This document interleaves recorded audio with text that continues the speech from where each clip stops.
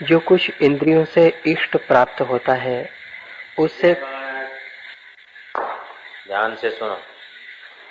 जो देह से इंद्रियों से करता है लेकिन आत्म भाव से कर्तृत्व भाव नहीं है, वो आदमी सब कुछ करते हुए भी कर्म बंधन में ले पायमान नहीं होता। ये बात वशिष्ठ जी ने राम जी को कहा, यही बात श्री कृष्ण ने अर्जुन को कहा आज के श्लोक में, और यही बात अखा भगत ने कहा।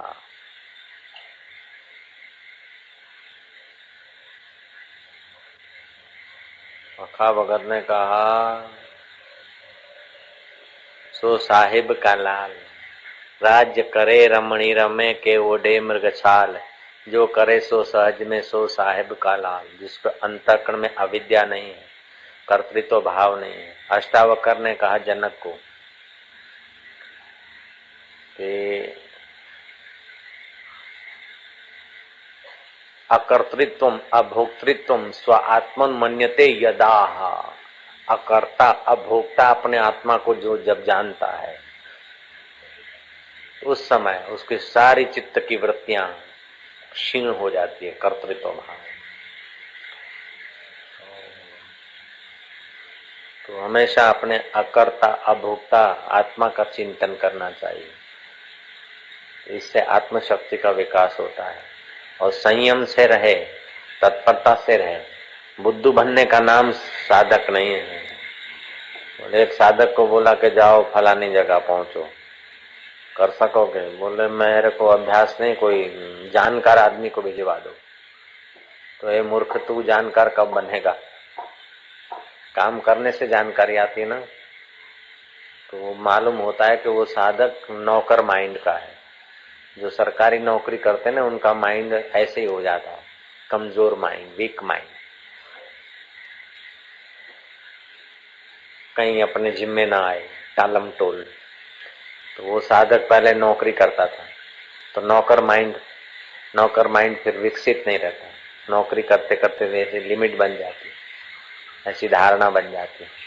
या तो बचपन में कोई रोग बीमारी अथवा ज्यादा शोषण हुआ हो, या तो फिर नौकरी करते करते माइंड उसमें हो जाता है एक रेखा में, कोल्हू के बैल जैसा, उतने में ही घूमे।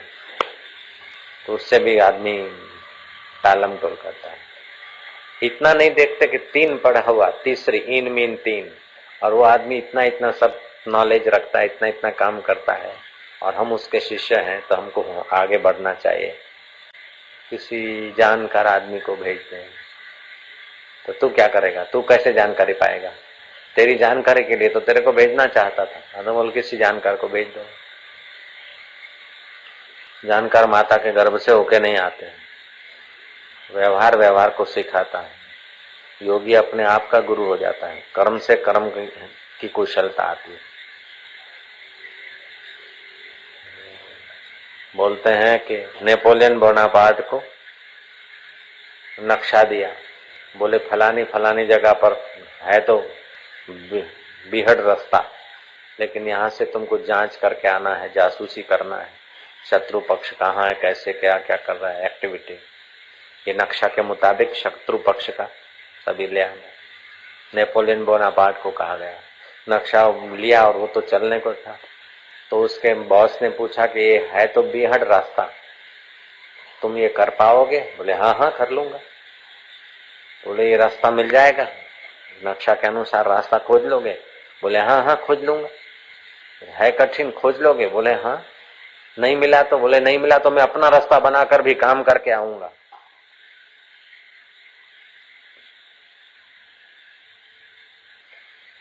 तो वेदांत कभी कर्म में अकुशलता नहीं देता। वेदांत कभी भक्ति योग ज्ञान या ये भक्ति मार्ग कभी पलायनवादी पना नहीं सिखाता है, कायरता नहीं सिखाता है, लापरवाही नहीं सिखाता। कोई प्राण बल वाला मिल जाए, तत्परता से काम करने वाला मिल जाए, तत्परता से साधन करने वाला मिल जाए, ऐसे आदमी बहुत मुश्किल। और जिनमें थोड़ी बहुत अकल होशियारी, वो संसार में टीचाते हैं, इसीलिए धर्म क्षीण हो रहा है। वो जमाना था कि एक कुटुंब से एक बालक साधु होते थे, अरे जिसके घर में साधु होने के लिए कोई बालक नहीं, वो अपना गृहस्थी दुर्भाग्य मानता था। आज तो बस हम अक्ल वाળો હોય तो क्या, हाँ नौकरी करशु, कमाईशु, खाईशु, लहर करी, उसी में जिंदगी बर्बाद करो। तो जो लोग लापरवाह होते हैं, केयरलेस होते हैं, ऐसे लोगों को तो मैं बहुत, मेरे पर बोझा लगता है। और जो लोग कुछ अक्ल वाले हैं वो लोग तो सुन के कपड़ा खंखेर के चले जाते। इससे तो फिर जो है वही बेचारे अच्छे, नौकरों से तो अच्छे ही हैं। बेचारे डांट सह लेते हैं, सुधरने की तैयारी तो करते हैं, चलो ठीक है, ऐसा करके गाड़ा चलाते।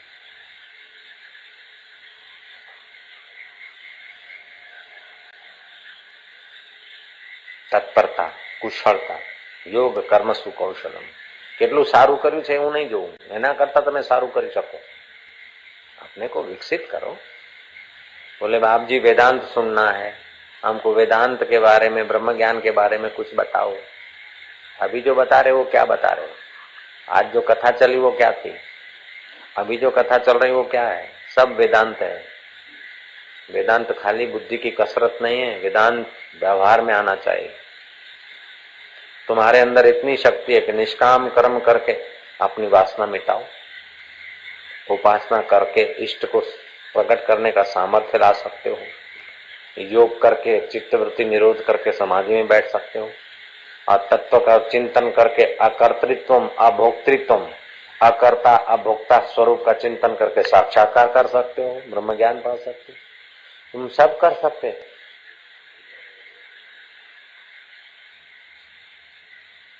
अपना लक्ष्य बनाओ।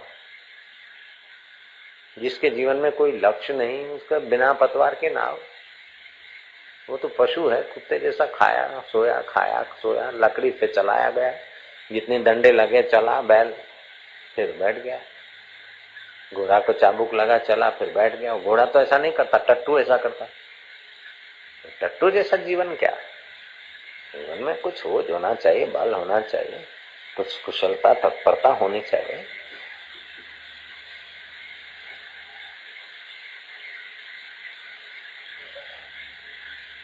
योग कर्म सुकौशलम, कर्म में कुशलता होनी चाहिए। हाँ, नेपोलियन बोनापार्ट जैसा आदमी किसी सदगुरु के पास चला जाता तो वो महापुरुष बन जाता। चला गया सैनिकों के चक्कर में, बाहर का धन कमाने में, उसी में खप गया।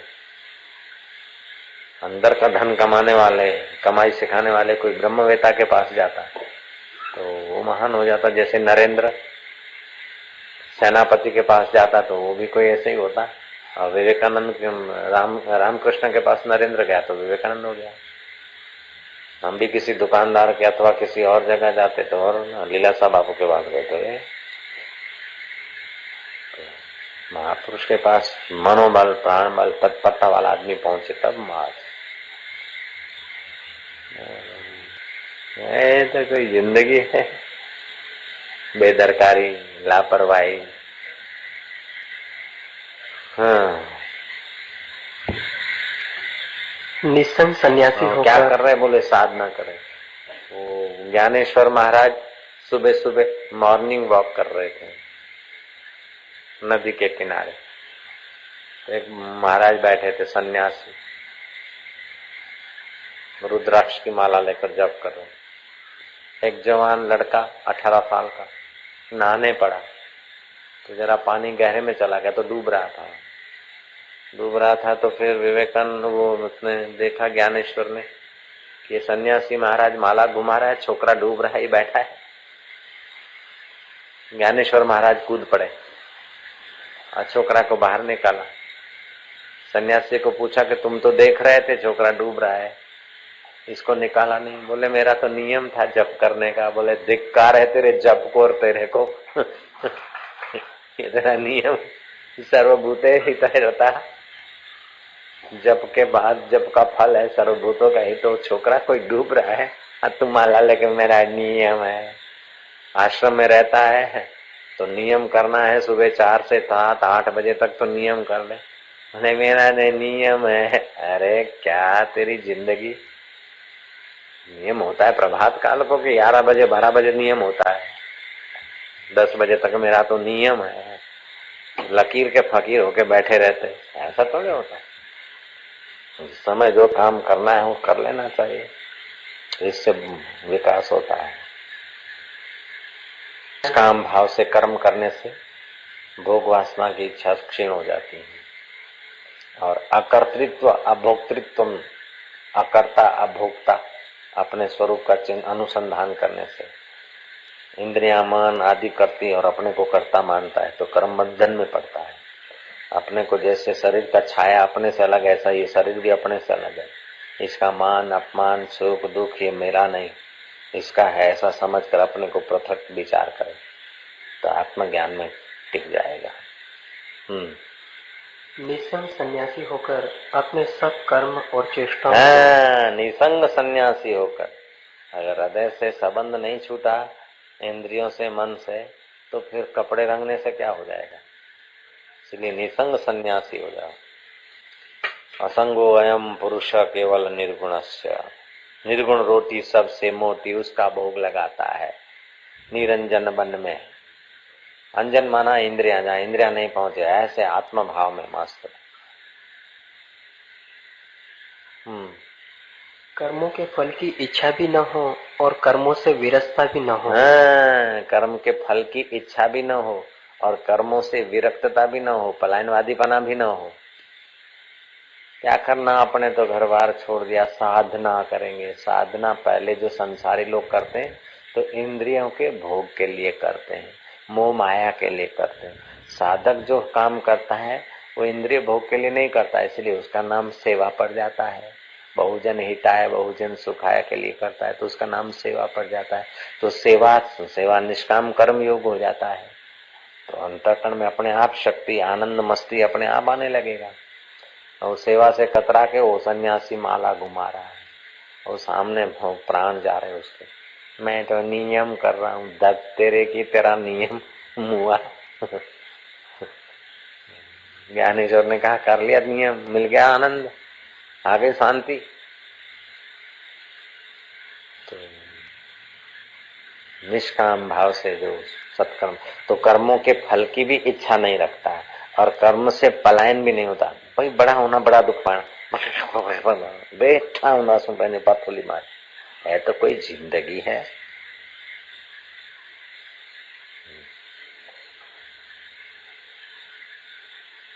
આપણે આપણે તો રામ રામ કરો, બધી પ્રવૃત્તિ છે, निवृत्ति चाहिए। निवृत्ति खाक मिलेगी, मन कहीं का कहीं भागता रहेगा।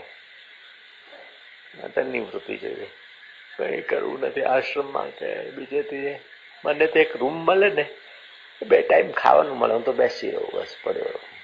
तो फिर तो प्रकृति में लीन हो जाएगा, पेड़ बनेगा दूसरे जन्म में, या तो ढोर बनेगा। तमोगुण होने से ढोर बनेगा। कर्म करे, जप करे, ध्यान करे, शास्त्र विचार करे, तो सारा दिन जप ध्यान नहीं होता। तो हे राम जी, जिसको इसी जन्म में मुक्ति चाहिए वो दिन के 2 भाग करे। एक भाग तो शास्त्र विचारे, प्रणव का जप करे, ध्यान करो। दूसरा भाग साधु पुरुष की सेवा करे। आधी अविद्या तो साधु की सेवा से ही चली जाती है। और साधु की सेवा कोई पैर दबाना साधु की सेवा नहीं, साधु के देवी कार्य में सच्चे हृदय से लग जाना ही साधु की सेवा होती है। यह बात है। चलो राम जी, जो कर्मों को त्याग कर एकांत में जाकर बैठता है और ऐसे मानता है कि मैं कर्म नहीं करता, वह केवल मुख से ही कहता है पर वास्तव में अहंकार युक्त है। जब तक जीव भाव का अहंकार है तब तक आदमी कर्मों से रहित नहीं होता। जीव भाव मिटता है, ब्रह्म भाव आता है, तभी कर्म रहित होता है। एकांत में जा बैठे मैं कर्म नहीं करता, तभी भी वो कर्म करता है, मन से शरीर से भी होता रहता है। इसीलिए कर्मों से पलायन भी ना हो और कर्मों को व्यक्तिगत स्वार्थ के लिए भी ना करें। अब ये सब आया तो इसका, ये चीजें आए इसलिए अगर करते हैं तो आनंद नहीं आएगा, लेकिन उनका स्वीकार करने से उनको पुण्य होता है, लाभ होता है, चलो ले लो, जो हो गया कर्म निष्काम कर्म। लेकिन हम जहाँ हमको ये मिले, अच्छा लगा, अच्छा मिले, ये तो हो गया व्यक्तिगत स्वार्थ। परहित के लिए ले रहे हैं तो ले लें, परहित के लिए उठा के दे रहे हैं तो दे दे। तो इससे अपना भी मंगल, दूसरे का भी मंगल, अपने को भी आनंद, उनको भी आनंद, उनकी भी उन्नति, ऐसा होता है। खपे खपे भी नहीं, दुतार दुतार भी नहीं। बौद्ध धर्म करुणा की प्रधानता से चलता है, जैन धर्म अहिंसा की प्रधानता है, इस्लाम धर्म में यकीन की प्रधानता है, ईसाई धर्म में प्रार्थना की प्रधानता है, और अपना सनातन धर्म में अहिंसा, प्रार्थना, श्रद्धा ये तो है, लेकिन प्रधानता अपने धर्म में हित की प्रधानता है। अगर मिठाई खिलाने से हित होता है तो बच्चे को मिठाई खिलाओ, और कड़वी दवा पिलाने से हित होता है तो उसको पिलाओ। अगर किसी को मारने से भी बहुतों का हित होता है तो दुर्योधन को मारो, शाकुनी को मारो। जैन धर्म बोलेगा किसी को मारो मत, अहिंसा परमो धर्म। लेकिन सनातन धर्म बोलता है कि कभी कभी हिंसा भी परम धर्म होता है। जैसे आपके अंग में रोग है तो अब उस पर चक्कू घुमाना, ये तो हिंसा हो गई। लेकिन चक्कू नहीं घुमाओ तो पूरा शरीर खराब हो रहा है, अभी तो एक टुकड़ा काट के फेंको। ऐसे ही पूरा समाज का हिंसा हो रही है, तो फिर दुर्योधन, शाकुनी और उनके पक्ष वालों को उतार दो मृत्यु के घाट, तो हिंसा का पाप नहीं लगता। तो सनातन धर्म हित की प्रधानता से है, बौद्ध धर्म करुणा की प्रधानता से है, जैन धर्म अहिंसा की प्रधानता है, इस्लाम धर्म यकीन की प्रधानता है, ईसाई धर्म में प्रार्थना की प्रधानता है। लेकिन सनातन धर्म में प्रार्थना, श्रद्धा, अहिंसा, करुणा ये तो है, लेकिन हित की प्रधानता है। तो ये जीव का परम हित होता है अपने स्वस्वरूप को संभालने से। बाकी शरीर भी मिथ्या है, इंद्रियां भी मिथ्या है, वह जगत भी मिथ्या है। तो मिथ्या व्यवहार को यथा योग्य सत्य को समझने में काम लाने के लिए किया जाता है। इसलिए सनातन धर्म का अनुभव करने वाले व्यक्ति सब कुछ करते हुए भी आनंदित होते हैं, मस्त होते हैं, निर्भीक होते हैं। सनातन धर्म की जितनी गहरी उपासना या ज्ञान जिसने समझा है, उतना वो शहंशाह दिल होता है, उतना वो सब कामों में कुशल होता है। सनातन धर्म तो आत्मा में, आत्मा से ही तो सब निकला है, सारा संसार, सारी प्रकृति, सारा संसार आत्मा में निकला है। तो सनातन धर्म के अनुसार सनातन सत्य में विश्रांति पाएगा तो सारी योग्यताएं विकसित होती है। आत्म साक्षात्कारी पुरुष योद्धा होकर युद्ध कर सकता है, राजा बनकर राज्य कर सकता है, सन्यासी बनकर उपदेश दे सकता है, गृहस्थी बनकर गृहस्थी आदर्श बता सकता है, और गृहस्थी में रहते हुए परम सन्यासी को भी शिखामण दे सकता है। एक गृहस्थी महाराज थे, आत्म साक्षात्कारी पुरुष, वो सब्जी लेने गए तो उनके तख्त पर कोई आकर बैठा, उनकी जो बैठने का घर में बांकड़ा था, तख्त था, उस पे आके कोई बैठा। वो जब पुरुष आए तो उनसे उसने प्रश्न किया कि मैं आपसे ये पूछने आया हूं कि जीव किसको बोलते, ईश्वर किसको बोलते हैं। मेरी शंका का समाधान कराने आया हूं। तो वो आत्मज्ञानी पुरुष सादा सुदा जीवन यापन करते थे, लेकिन अंदर में तो ब्रह्मानुभूति थी। तो पूछने वाले ने देखा कि ये ब्रह्मज्ञानी है, साक्षात्कारी पुरुष हैं, तो मैं इनसे जरा पूछूं कि ईश्वर किसको बोलते, जीव किसको बोलते। तो जैसे पड़ोस में आदमी रहता है तो अड़ोसी पड़ोसी जैसा व्यवहार करते दोस्ती का, ऐसे वो आके बैठ गया उनके आसन पर। उस मूर्ख अज्ञानी को पता नहीं कि तू ज्ञानी की बराबरी कैसे कर सकता है। वो तो बैठ गया आगे ज्ञानी के आसन पर और प्रश्न करने लगा कि मैं आपसे पूछने आया हूं कि जीव किसको बोलते, ईश्वर किसको बोलते। ये दृष्टांत रामतीर्थ ने भी दिया, रामतीर्थ के साहित्य में ये दृष्टांत। तो उस ज्ञानी पुरुष ने सीधा उत्तर न देते हुए उसको प्रैक्टिकल प्रयोग करा दिखा। उसने अपने कुटुंबी को इतना डांट के बुलाया कि वो जो प्रश्न करने वाला आके ऊपर बैठ गया था, अपने आप नीचे हो गया, हाथ जोड़ के बैठ गया। बोले क्या चाहिए तेरे को? बोले अंधा था। क्यों आया तू? बोले सवाल पूछने आया। जीव किसको बोलते, ईश्वर किसको बोलते? बोले जो आसन छोड़कर नीचे आ गया उसको जीव बोलते हैं, और जो अपने आसन पर बैठा है उसको ब्रह्म बोलते हैं। ये ब्रह्म है, वो जीव है। अपना आसन है आत्मभाव, उससे हटकर देह में बैठेगा तो डर लगेगा ही।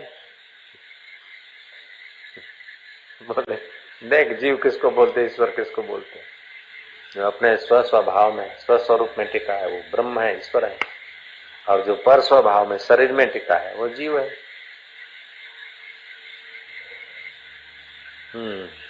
हाँ जी। हे राम जी, जो निष्पाप पुरुष है उसको यही निश्चय रहता है कि सत्य रूप आत्म तत्व ही है। जो निष्पाप है ब्रह्मवेता, पूरा निष्पाप तो साक्षात्कारी पुरुष होता है, बाकी तो कुछ ना कुछ गड़बड़ रहती है। पूर्ण निष्पाप ब्रह्मवेता होता है, युद्ध करते हुए भी निष्पाप, राज्य करते भी निष्पाप। कई ऐसे ज्ञानी ऐसे दुर्वचन कहते, दो दो सिर की सुनाते रहते, पत्थर रखते तड़ाक, बस साला बस, ऐसा बोलते रहते, और अंदर में वही। ऐसे भी ज्ञानी है, कई ऐसे ज्ञानी जो समाधि करते हुए हिमालय में बैठे, कई ऐसे भी ज्ञानी राज्य करते हैं, कई ऐसे ज्ञानी चित्रासनी में मस्त राम बाबा ऐसे पागल जैसा चाय पी रहा है, बीड़ी पी रहा है, कभी नहाता ही नहीं। अरे सिंगल डबल भी उसी कपड़ों में कर लेता, धोने को भी नहीं गया, लोटा लेके कभी जाते किसी ने देखा ही नहीं, जो कुछ हो उधर ही अपना नित्य क्रम उसी कपड़ों में कर ले, और वहीं वो सुअर बोर आके चाट जा रहे। और इसे भी हो सकते। भावनगर में चित्रा हम उनसे मिले, उनका वीडियो कैसेट भी है। अभी शांत हो गया शरीर। हाई कोर्ट ने जजमेंट दिया कि मस्तराम बाबा के नाम से पैसा जमा कर दो। अब मस्तराम को पता भी नहीं, हाई कोर्ट को भी फेवरेबल निर्णय देना पड़ा। उनके पास कोई पैसे रखे जाते थे तो वो गोलक में पड़ा रहता था। फिर पुलिस को बुलाया, इतने सारे पैसे इनकम टैक्स का, ये इतना लाख। बोले मस्तराम, हाई कोर्ट में मैटर गया, हाई कोर्ट ने जजमेंट दिया मस्तराम बाबा के नाम से ट्रस्ट बना के जमा कर दो, इतना lakh, no income tax. Mastram को चाहिए नहीं, वासना नहीं, तो फिर इनकम टैक्स वाला क्या करेगा? भय तो होता है वासना वाले को, निर्वासनिक को क्या भय है? पूर्ण आत्मनाम ही तो साक्षात विष्णु का स्वरूप है, भगवान विष्णु का स्वरूप है। वासम करोति वासु हूँ, जो सब में बस रहा है वो तो वही है। सुमेरु पर्वत वायु से चलायमान नहीं होता, वैसे ही वह दुख से चलायमान कदापि नहीं होता है। दुख से चलायमान नहीं और सुख में लिप्सा नहीं, सुख में लिप्सा नहीं और दुख से भय नहीं, तो दोनों से ऊपर हो गया। सुख में लिप्सा नहीं, दुख में भय नहीं। हम ऐसे जो ज्ञानवान सुख और दुख तब तक सच्चा लगता है जब तक शरीर को मैं मानते, संसार को सच्चा मानते। जब आत्मा को मैं मानते और संसार को स्वप्न मानते हैं तो दुख सुख झूठा लगता है। वास्तव में तो झूठा है। आज मंगलवार है ना, आज से 6 महीना पहला भी मंगलवार आया होगा। कितना दुख कितना सुख, अभी कुछ नहीं। 1 वर्ष पहले भी कई मंगलवार आए, कितने सुख कितने दुख, झूठे हो गए सर। लेकिन उसको देखने वाला आत्मा सत्य स्वरूप में है। हरि ओम आनंद। जो कुछ भी इंद्रियों से इष्ट प्राप्त होता है उससे क्षण मात्र को सुख प्राप्त होता है। हाँ, जो संसार से मिलता है इंद्रियगत, देखने का, सूंघने का, स्पर्श का, क्षण मात्र तो सुख, फिर दुख और जवाबदारी। 5 मिनट का मजा फिर सजा। लेकिन आत्मा का तो सदा के सदा मजा ही मजा, मजा ही मजा। संसार का तो थोड़ा सा जरा क्षण भर का हर्ष, फिर देखो तो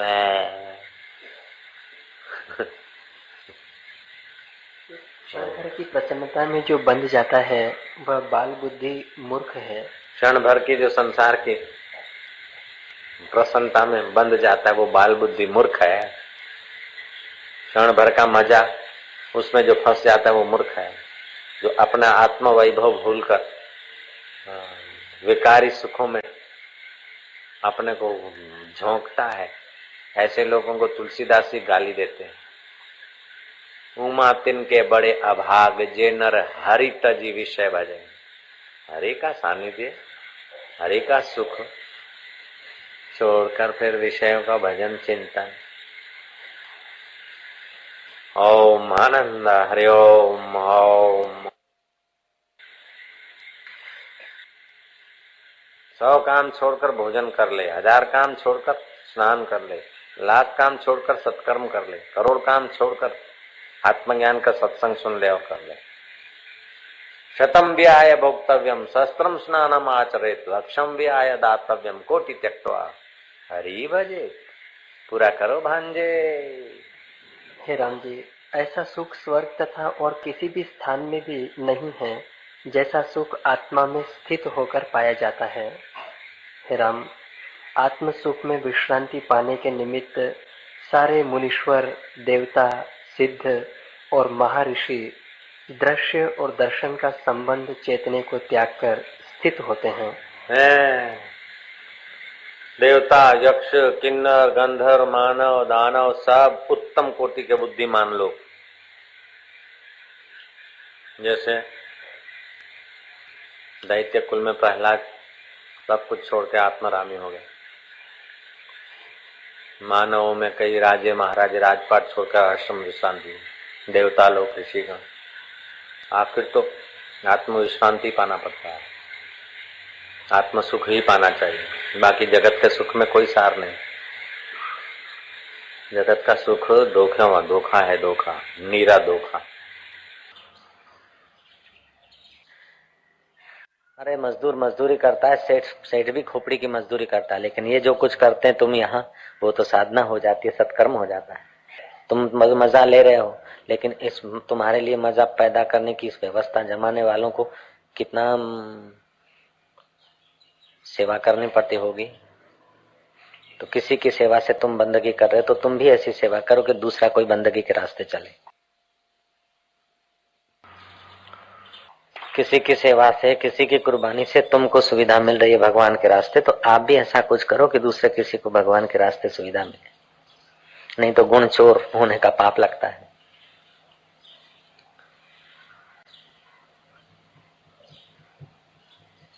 हमारे गुरुदेव ने कुर्बानियां की तब हम तैयार हुए। हमारे जैसे कई तैयार हुए, कोई 2%, कोई 5%, कोई 25-50%। भोगों में तो सही कई लोग कुर्बान हो गए, लेकिन भगवान के रास्ते जो कुर्बानी करता है समय की, शक्ति की आदि, वो धन्य हो जाता है। उसका माँ बाप धन्य, उसका कुल धन्य, उसकी जननी धन्य हो जाती है। स्वार्थी कुत्ते अपने लिए तो पूंछ हिलाते रहते, क्या बड़ी बात है। स्वार्थी कुत्ते जैसा जीवन तो करोड़ों आदमी बिता रहे हैं, क्या बड़ी बात है।